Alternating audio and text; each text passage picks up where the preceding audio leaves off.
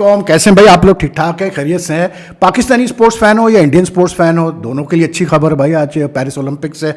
एक तो पाकिस्तान के अरशद नदीम जो है वो क्वालिफाई कर गए for the finals of the मतलब javelin throw, and this is the second successive Olympics that he has qualified for the finals.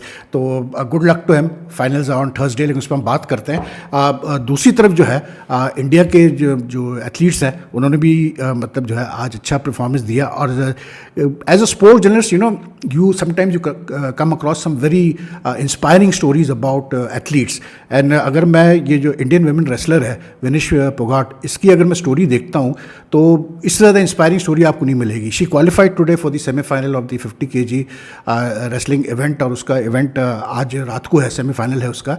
लेकिन यार मतलब what she has been through in the last 2 years and still to make the मतलब Olympic semi-finals in Paris, and then to defeat the मतलब Olympic champion, the flag bearer of Japan's मतलब contingent in the Tokyo Olympics, बहुत बड़ी चीज़ है भाई।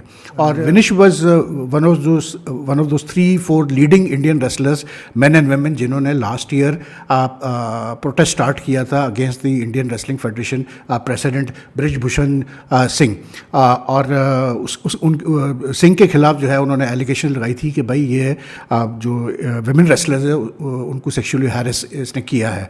बहुत वो issue बना भाई, और उन्होंने मतलब उसकी बड़ा मतलब इंटरनेशनल उसको कवरेज मिली, और they went to a very tough time while with they were camped outside the मतलब कैसे बोलते हैं, दिल्ली में उन्होंने एक जहाँ प्रोटेस्ट कैंप लगाया था, वहाँ पर जो है उनके ऊपर पुलिस ने लाठी चार्ज वगैरह भी किया, सब कुछ किया, but they stuck to the guns.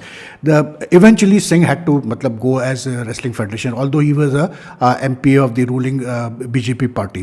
लेकिन before that Vinesh had suffered a very serious injury जिसके लिए उसको बहुत मुश्किल हो रही थी।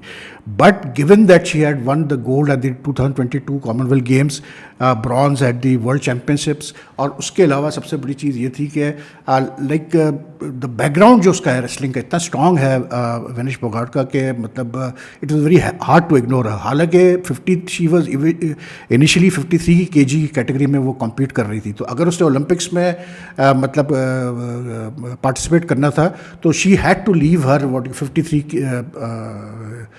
kg weight category, and she did that. 50 kg में उसने लड़ा है, और युआ सुजुकी जो वर्ल्ड चैम्पियन है उसको आज हराया जापान के। और she had like 2 back-to-back matches in कैसे बोलते हैं in 2 hours time, and she won both the matches to qualify for the semi-finals. और I think it's a big thing यार विनिश का ये मतलब जीतना, and I just hope she can win the semi-final also, क्योंकि it would be a big achievement for her to come back from injuries, from all these things, और फिर भी आके इस तरह से मतलब compete करना और ओलंपिक्स में मतलब to come into medal contention is a very big thing यार। उसी तरह अरशद नदीम का मैं केस देखता हूँ, तो इन अ कंट्री जो कि मतलब क्रिकेट सेंट्रिक कंट्री है, जहाँ दूसरे एथलीट्स को इज़्ज़त ही नहीं मिलती। एक वक्त में हॉकी प्लेयर्स को और स्क्वॉश प्लेयर्स को बहुत इज़्ज़त मिलती थी, लेकिन उसके अलावा किसी और एथलीट को कभी इज़्ज़त मिलती नहीं है पाकिस्तान में। क्रिकेट करने वाले लोग हैं हम।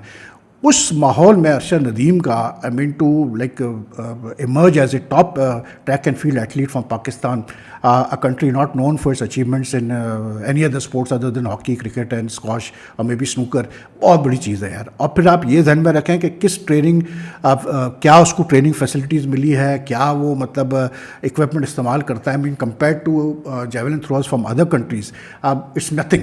उसको कंप्लेंट तक करना पड़ा अपनी जेवलिन मतलब को चेंज करने के लिए कि भाई मुझे नई जेवलिन दे दो। तो उसका इस तरह से जो है फिर क्वालिफाई करना फाइनल्स के लिए with the through of 86.34 is really great. ठीक है ना, बहुत अच्छी खबर है पाकिस्तान के स्पोर्ट्स के लिए, एंड आई होप कि इसकी परफॉर्मेंस से कुछ शर्म आया हमारे स्पोर्ट्स एडमिनिस्ट्रेटर्स को, हमारे गवर्नमेंट को भी, और वो क्रिकेट से हट के भी दूसरी चीज़ों पे जो है ध्यान देना शुरू करें, क्योंकि टैलेंट है पाकिस्तान में दूसरे स्पोर्ट्स में। आप सिर्फ ध्यान दें उनके ऊपर पैसा लगाएं, आप देखें फिर वो कैसे आपको जीत के दिखाते हैं। Just keep a watch on the concern federation, that's all. तो बात ये है कि टैलेंट की कमी नहीं है पाकिस्तान में। That Arshad Nadeem has shown coming from मतलब small town in what do call it Khanewal in Punjab. आप सोचें यार कि उसकी जर्नी कैसे रही है। कॉमनवेल्थ गोल्ड वो जीत चुका है with a throw of 90+ metres, right.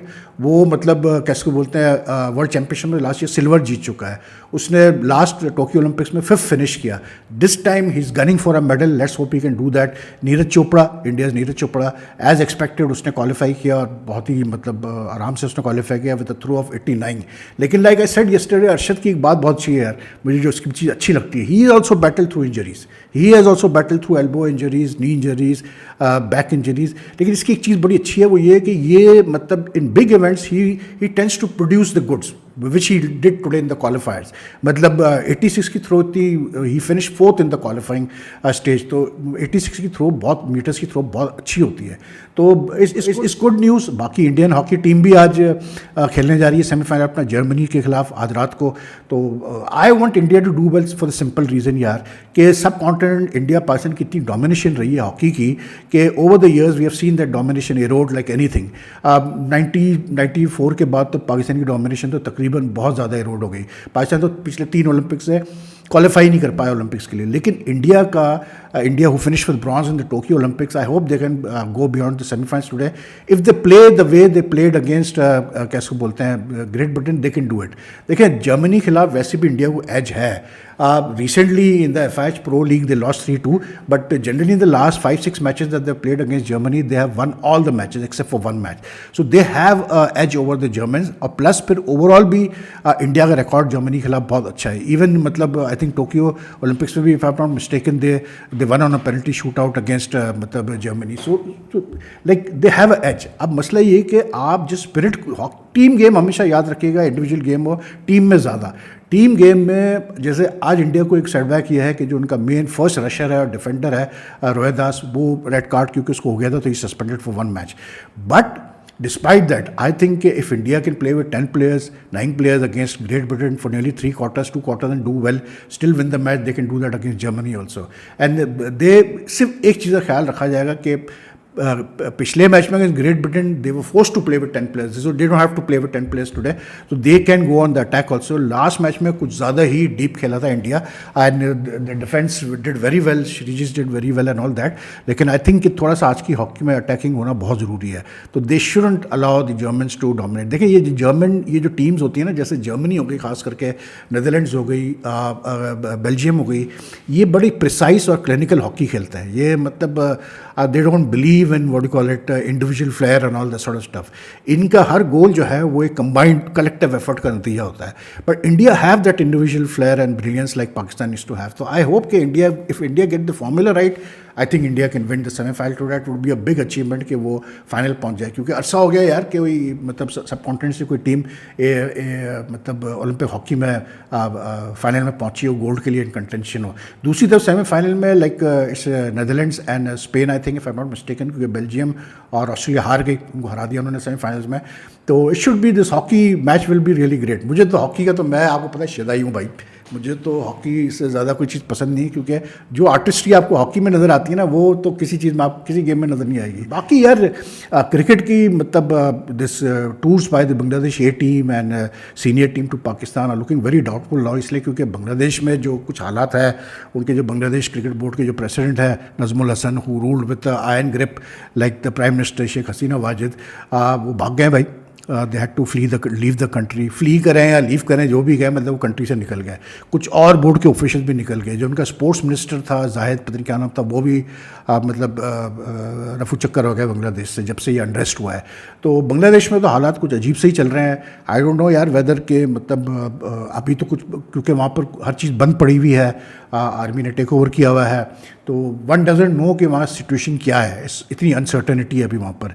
तो with the senior team suppose to arrive by 17 August, the A team suppose to arrive by 7 August. A team ने तो खैर बांग्लादेश के बोर्ड ने बता दिया कि जी आप 48 आवर्स डिले करते हैं इस चीज़ को। तो I don't know whether they will be able to come, लेकिन या इसको रिवाइज कर सकते हैं टूर को।